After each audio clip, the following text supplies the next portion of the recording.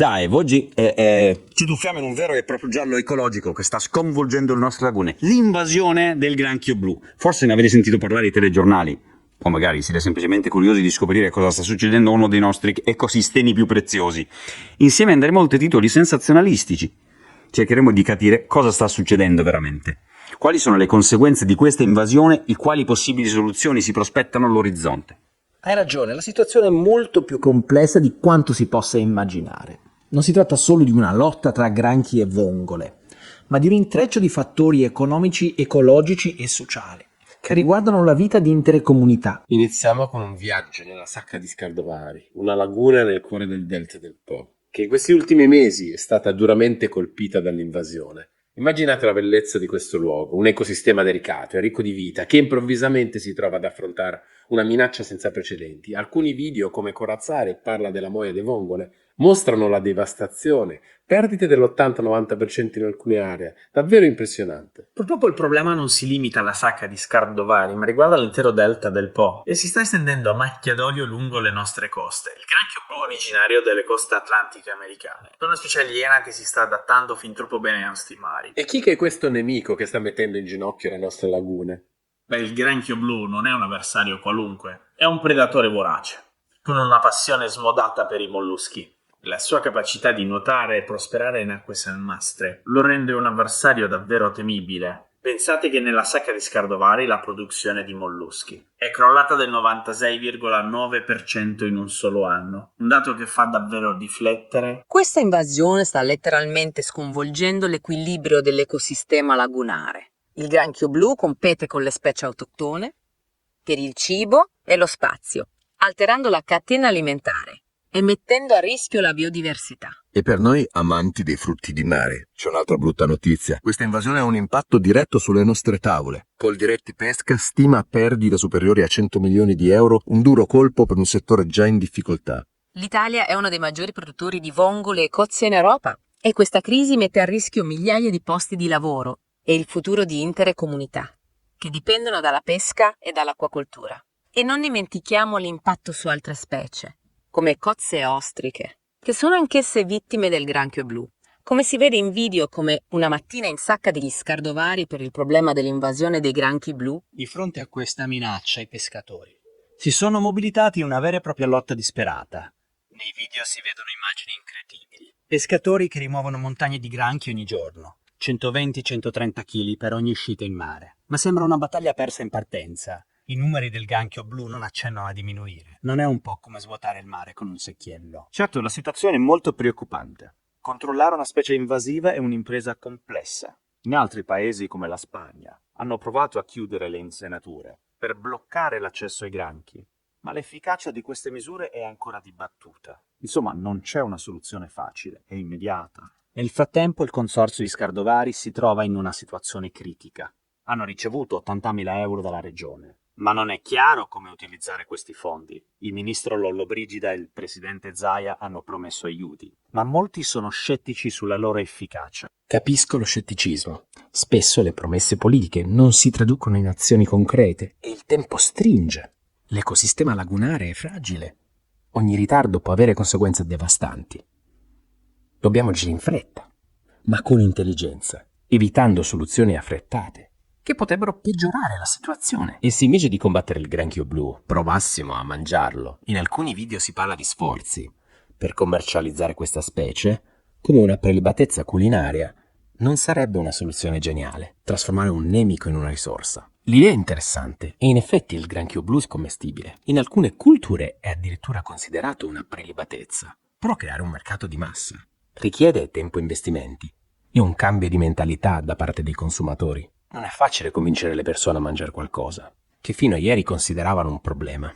Hai ragione, cambiare le abitudini alimentari non è semplice, ma forse con un po' di fantasia in cucina si potrebbero scoprire nuovi sapori e apprezzare questo intruso sotto una nuova luce. Chissà, magari il granchio blu diventerà il piatto forte della prossima estate. Sarebbe un bel colpo di scena. Ma, al di là dell'aspetto culinario, la questione è molto seria. L'invasione del granchio blu è un campanello d'allarme che ci ricorda quanto sia importante tutelare l'equilibrio dei nostri ecosistemi. E la soluzione non può essere solo locale, ma richiede una collaborazione a livello nazionale e internazionale. Cosa ne pensi? Concordo pienamente. La sfida è grande, ma la nostra capacità di adattamento e innovazione ci permette di immaginare un futuro in cui l'uomo e la natura possano coesistere in armonia. La storia del granchio blu non è ancora finita e noi continueremo a seguirla con attenzione. Ma ora, cari ascoltatori, vi lascio con una domanda.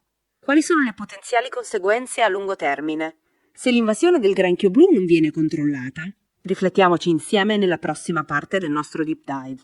Hai sollevato una questione cruciale, le conseguenze a lungo termine di questa invasione. Se non riusciamo a contenere la proliferazione del granchio blu, potremmo assistere a un vero e proprio collasso dell'ecosistema lagunare, con la scomparsa di specie autoctone e un impatto devastante sulla biodiversità. Un quadro davvero preoccupante, ma torniamo un attimo alle possibili soluzioni. Abbiamo parlato di pesca intensiva, di chiusure e di insenature, ma non si rischia di creare altri problemi nel tentativo di risolvere questo? Certo, ogni intervento deve essere valutato attentamente per evitare danni collaterali. Per esempio, la pesca intensiva potrebbe danneggiare altre specie o alterare l'equilibrio del fondale. La chiusura delle insenature, d'altro canto, potrebbe avere un impatto negativo sulle attività umane come la pesca e il turismo. La soluzione ideale sarebbe quella di trovare un metodo selettivo che colpisca solo il granchio blu, ma al momento non esistono soluzioni miracolose. E allora cosa possiamo fare? Ci arrendiamo all'idea di perdere le nostre vongole e le nostre cozze? Assolutamente no. La scienza e la ricerca ci offrono diverse strade da esplorare. Per esempio, si stanno studiando metodi di controllo biologico come l'introduzione di predatori naturali del granchio blu. Predatori naturali, un po' come il lupo per i cinghiali. Ma non si rischia di introdurre una nuova specie aliena che potrebbe creare altri problemi? È un rischio da non sottovalutare per questo. Ogni decisione deve essere presa con la massima cautela, basandosi su studi approfonditi e valutazione di impatto ambientale. L'introduzione di una nuova specie in un ecosistema delicato come quello lagunare è un'operazione complessa che va monitorata costantemente per evitare squilibri imprevisti. Dunque la soluzione non è semplice e richiede un approccio multidisciplinare. Ma nel frattempo cosa possiamo fare noi cittadini per dare il nostro contributo? Oltre a scegliere prodotti ittici locali come hai suggerito prima. Possiamo diventare cittadini scienziati segnalando la presenza di granchi blu alle autorità competenti, partecipando a iniziative di monitoraggio e sensibilizzando amici e familiari sull'importanza di tutelare l'ecosistema lagunare. Un'idea interessante. E a proposito di sensibilizzazione, torniamo un attimo all'idea di trasformare il granchio blu in una risorsa alimentare in alcuni video. Si è parlato di questa possibilità, ma con un certo scetticismo. Tu cosa ne pensi?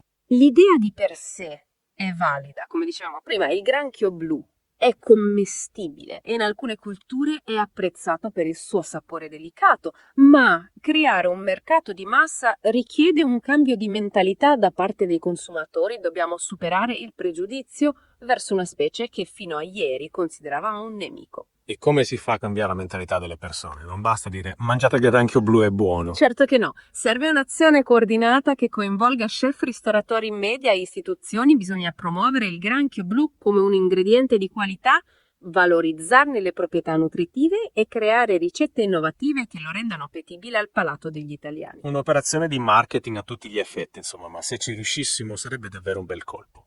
Trasformare un problema in un'opportunità, creare nuovi posti di lavoro e al tempo stesso tutelare l'ecosistema lagunare, quasi un sogno. Un sogno che potrebbe diventare realtà con la giusta dose di impegno, creatività e collaborazione. In questo la comunicazione gioca un ruolo fondamentale. Dobbiamo raccontare la storia del granchio blu, spiegare le sfide che questa invasione ci pone e le possibili soluzioni, coinvolgendo i cittadini in un processo di cambiamento. Hai ragione, la comunicazione è fondamentale per sensibilizzare l'opinione pubblica e promuovere un consumo consapevole, ma oltre alla comunicazione cosa serve per vincere questa battaglia? Serve una strategia a lungo termine che preveda investimenti nella ricerca scientifica, nella formazione dei pescatori e nello sviluppo di tecnologie innovative per la gestione delle risorse ittiche. Quindi un mix di scienza, tecnologia, comunicazione e un pizzico di creatività culinaria. Insomma, cari ascoltatori, la sfida è complessa ma non impossibile da vincere. Se sapremo unire le forze potremo trasformare questa crisi in un'opportunità per costruire un futuro più sostenibile e gustoso.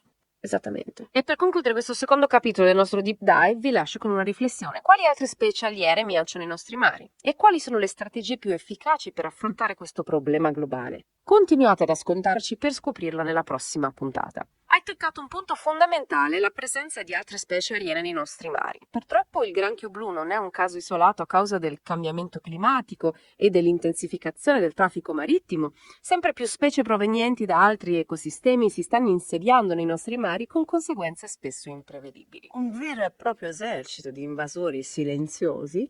Ma quali sono le specie più pericolose e cosa si sta facendo per contrastare questo fenomeno? Tra le specie aliene più invasive nel Mediterraneo troviamo il pesce scorpione, la colerpa racemosa, un'alga tropicale che sta colonizzando i fondali, e il pesce coniglio, un vorace erbivoro che distrugge le praterie di Posidonia fondamentali per l'ecosistema marino. Per contrastare questo fenomeno, l'Unione Europea ha adottato una serie di misure come il regolamento sulle specie invasive che prevede la prevenzione, il controllo e l'eradicazione delle specie aliene più dannose. Fa un po' piano azione a livello europeo, ma oltre alla normativa, cosa serve per affrontare questa sfida globale? Serve una maggiore consapevolezza da parte di tutti. Cittadini, istituzioni, operatori del settore ittico, dobbiamo imparare a riconoscere le specie aliene, a segnalarne la presenza e a adottare comportamenti responsabili per prevenire la loro diffusione. Per esempio, i riportisti dovrebbero fare attenzione a non trasportare organismi marini da un luogo all'altro e i pescatori dovrebbero evitare di rigettare in mare specie aliene catturate accidentalmente. Piccoli gesti che possono fare la differenza, ma torniamo al caso del granchio blu. Quali sono le prospettive future? Riusciremo a vincere questa battaglia? Difficile dirlo con certezza.